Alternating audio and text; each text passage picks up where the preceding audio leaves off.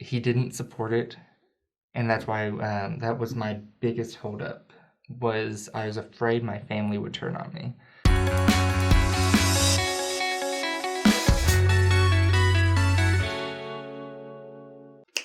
Hey everyone, welcome back to another episode of Saints Unscripted.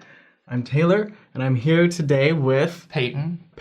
Yes. And I don't know anything about Peyton. He just showed up today, and he's going to share a little bit of his conversion story. Just kind of walked up. And, yeah, you just appeared here. Yeah. So you're actually from out of state, right? I am. I am from Kentucky, a little very small town called Berea. We have lots of good fudge. Nice. Yeah. I love how towns just have that thing that they're known for. Yeah, definitely. Everyone thinks Kentucky, and they're like, oh, horse racing, but we don't. We don't do that here. We don't do that. No. Anyways, tell us a little bit about yourself. So you're a convert? I am a convert. I was a convert to the church. I was baptized in 2018. Okay. 2 days after my 18th birthday, because my family is not okay with the church. Oof. Still not okay with the church. That's right. But it's got a lot better in the past 2 years. Yeah. So did they put a lot of fight the whole investigation period? Yeah. So my investigation period was like 11 months in total. Mm-hmm. And for the first, I'd say 6 months, I didn't tell them. Like, they had no idea. How did you meet with missionaries? Well, without them knowing. They also didn't know this, but I started dating a girl secretly. And that's how the story starts. Always. Well, there's this girl. Yeah. It always starts with a girl somehow. But I was dating her, and we would go out on walks. We have this little park in Berea, and it's really sweet. We go, and one day she was like, okay, I'm going to Utah. I'll see you later. I'm not going to go to see my brother's wedding, but I'll be there. And I'm like, that doesn't make sense. Yeah. So then I'm like calling her in Utah, and I'm like, so tell me more about this. And she's like, nah, I'm good. I'm like, okay, can you give me a hint? And so she's like, yeah, and this was 2018 before the name change where we recentered on Jesus Christ. But she's like, yeah, I'm Mormon. I'm like, okay. So that night I spent like 4 hours, like Wikipedia, like I didn't go to the church website, but Wikipedia, I was in that. Okay. Yeah. Did it freak you out at all? You come across anything you didn't like? No, everything made sense really? Instantly. Yeah. Nice. Thanks, Google. Yeah, right? But after the research period, I texted her and I was like, I want to know more about your church. And she's like, yeah, you can come to church with me, sure. And I was like, cool, ask your parents. And she's like, okay. So Sunday comes, I'm like, am I coming to church with you? And she's like, no. I'm like, why not? And she's like, I'm not going to ask my parents. And so this went on for like a month. So interesting. Finally, I was like, ask your parents, let me go to church. And finally she did, and I went to church, and it was super weird. It's always super weird the first time, I think, for a lot of people. Well, what was so weird about it? I grew up in a Pentecostal background. Okay. So when you think Pentecostal, my grandfather was a preacher, and cool. In his church, you'd get up, you'd run around, you'd scream, you'd yell.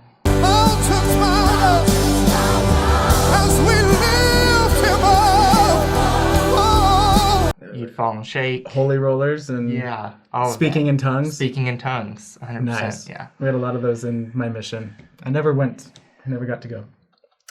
Don't want to go. So you're saying that our church service was weirder than that?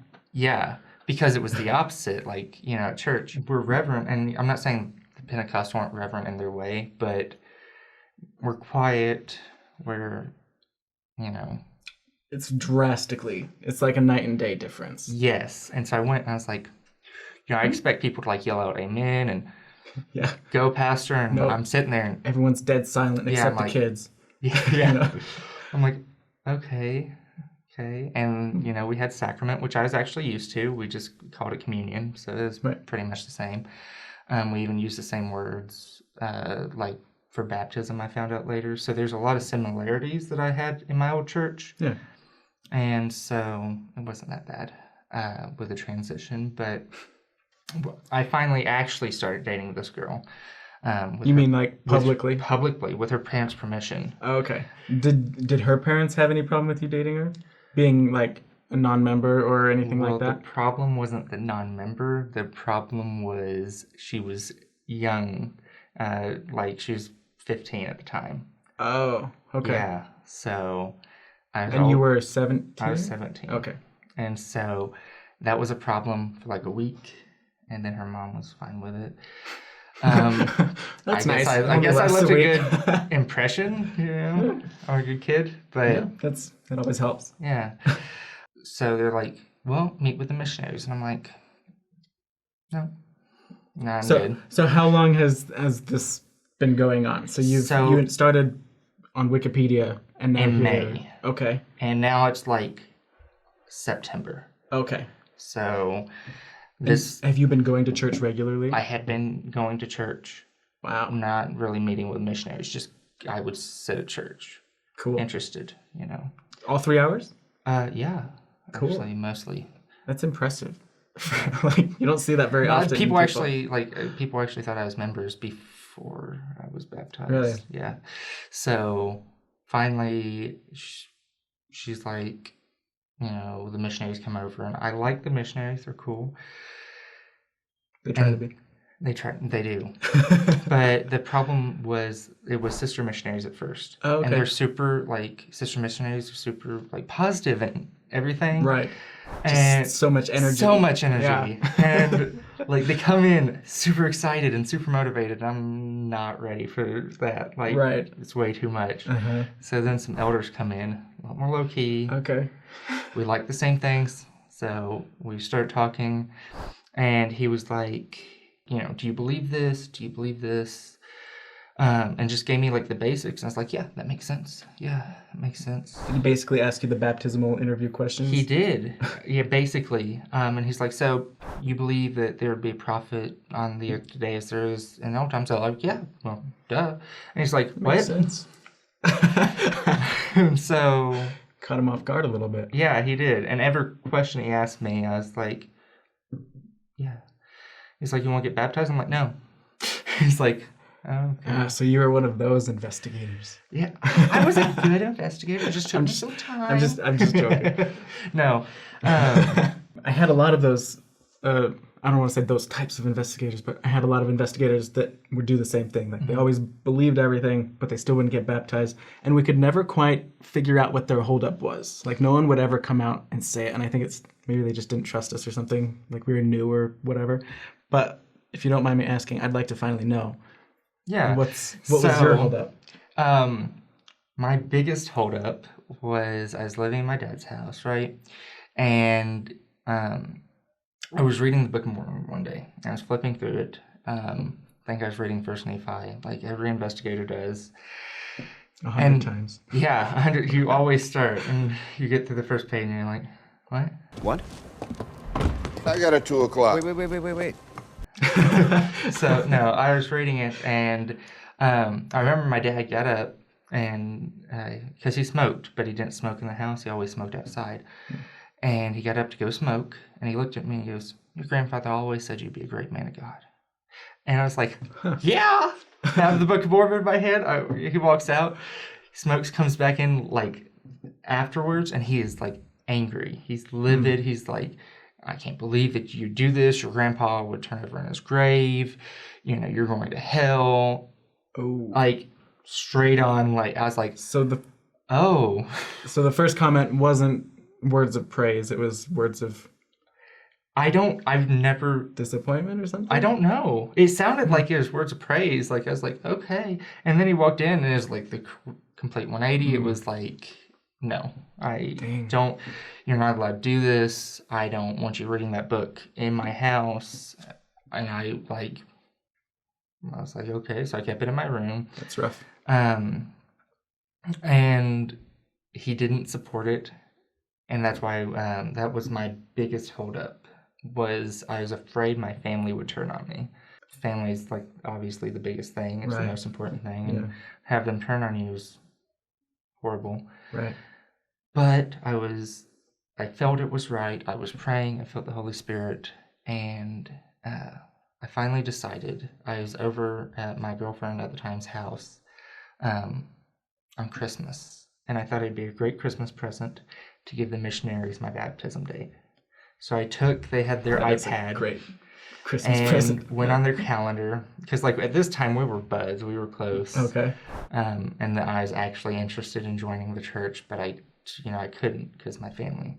But at 18, or when I turned 18, I decided that was my time. I was going to be who I thought I should be, and what I believed was right. And I put in February 24th, and that's 2 days after my birthday. It's the closest Saturday. Cool. And when I did that, everything was better. Like, everything went better, and I didn't tell my dad, ever. Wow. He never found out, which is one of my biggest regrets, is not telling my dad. So at what point did he find out? He didn't. He doesn't know? He passed away last year. So, yeah. Wow. I wasn't prepared for that. I'm sorry. No, it's good. Yeah, that's my biggest regret. And I really look back on that. And I think that if I was open and I sat down and I was like, Dad, this is the Book of Mormon. This is our beliefs. This is the Articles of Faith. Just sit down with me one night and let me talk to you about this without you screaming and yelling. I think if I took the time to explain it, I think a lot of things would have been different. Yeah.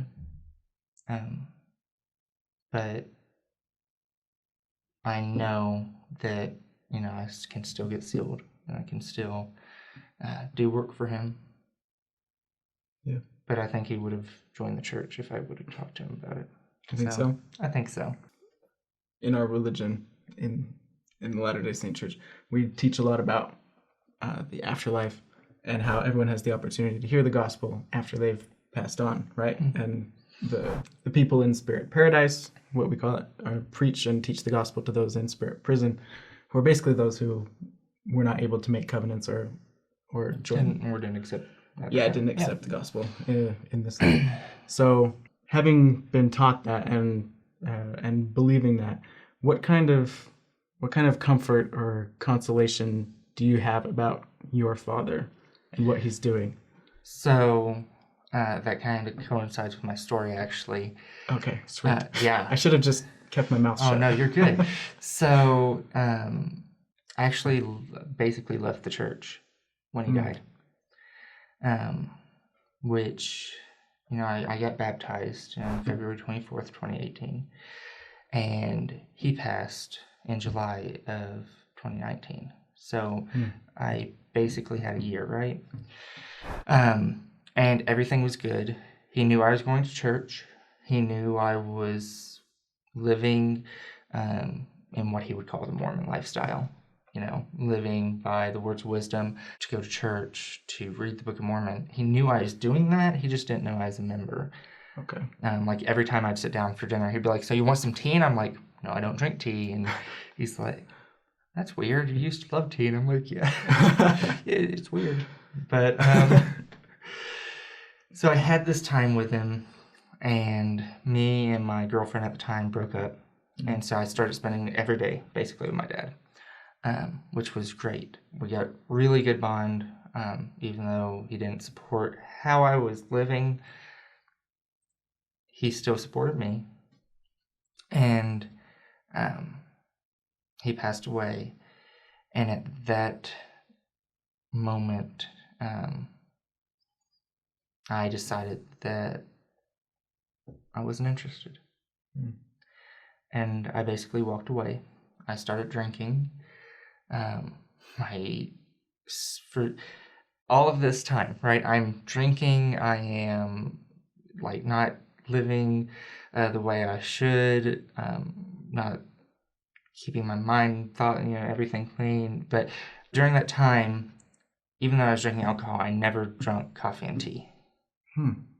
Like, I was getting wasted on Friday nights, but someone would be like, "Hey, you want some sweet tea?" And I'd be like, "No, what are you? Who are you? Yeah. Don't you know me at all?" Yeah. So why do you think that is? I don't know. Like, I grew up in Kentucky. Sweet tea, you put about 3 pounds of sugar in it and a little bit of tea, and that's like, if you can't taste the diabetes, you're not doing it right. Right. Take a sip of tea, mow a little grass, and then if you get tired, take you a nap. That's how I grew up, and I expected, I left the church, that I would just go back to my normal lifestyle. I used to drink 3 cups of coffee in the morning and would drink tea throughout the day, and I never did. But I think that's just a little bit of the testimony I'm still hanging on to. Interesting. Yeah. At this point, I looked at my mom, my stepmom, and I had a bottle of wine in my hand. I sat down, I pulled out my wallet with my temple recommend. I was like, I don't need this anymore. I'm going to throw it away. And she looked at me and she said, put that away. I was like, what are you? I'm done. And she's like, no, you're not. You think you're done. And I was like, what? And she's like, you'll regret that for the rest of your life if you throw that away. Dramatic cliffhanger. We're going to stop there because we've run out of time. Exactly. But this is part 1 of Peyton's conversion story. And if you want to hear the rest of it, how he gets out of this situation, next time, join us for part 2 of Peyton's conversion. Yep.